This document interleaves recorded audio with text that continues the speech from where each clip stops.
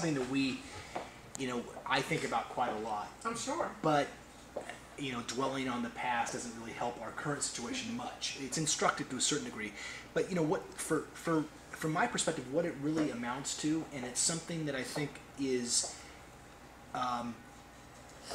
endemic in this kind of a business, as good as these wines are, and I think that they're very nice wines, there are a lot of really good wines produced in California. Oh yeah. And everywhere else in the world that can grow good wine, good grapes. What's most important, purely from a business standpoint, is the story that you're telling and how worthwhile the story is for people to remember and to want to hear, from a customer standpoint. And I think that's what happened with Napa Valley versus Livermore Valley. Is you had a beautiful area up there, that became just wine related. There weren't, there were tangential businesses, but they were all related to wine in one fashion or another. There were cooperages, glass bottle production plants, great restaurants, 400 wineries. There were people like John Daniel at Inglenook. There was Father Timothy at Christian Brothers, now Greystone. And then there was Robert Mugabe, who really was the person who said, we are always trying to compete against the world's best areas. We're not there yet, but we're working our way to becoming a world-class growing area. And if you say that often enough and to enough people, and if you can back it up with quality wine, that is the message that people take away from their visit to Napa. The more people who believed it, who had money, the more people you had investing money in Napa Valley. So you have this great kind of confluence of the right people talking the right message with the right number of people with enough money to come in and build these amazing wineries and invest in the viticulture in the valley. Believe the dream. Believe the dream.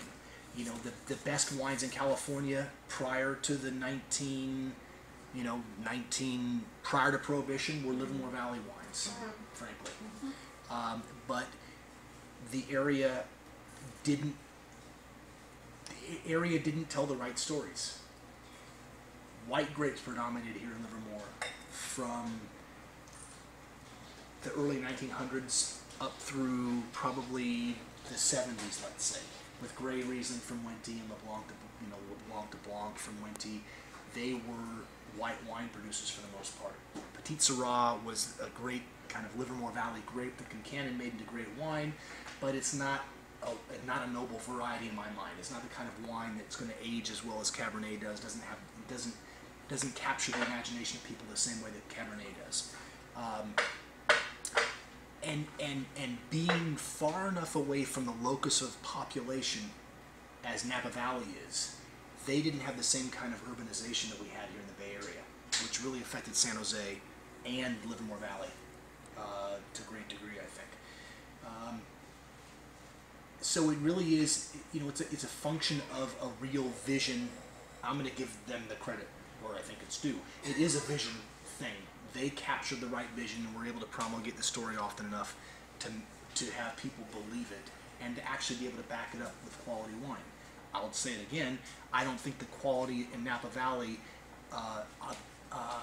fundamentally is any better than what we can do in Livermore. We're just newer at it now. Where they've been doing it since the 40s, we've been doing it since the mid-90s, I think, here. So it's beginning to happen now. There are other people I think who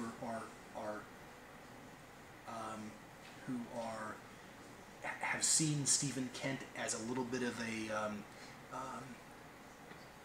as a brand that has proven you can get money for your wine if you make good wine, and who grow all their fruit in Livermore Valley, who've proven Livermore can make really nice wine.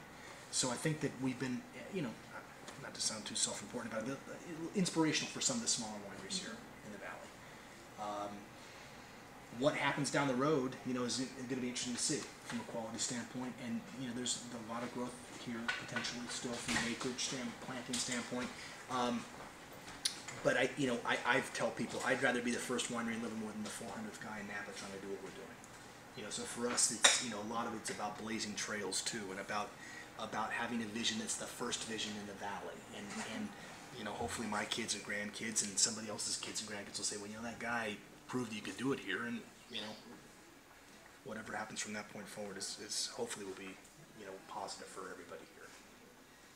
That's the short history, I think. Thank you. No, Yeah.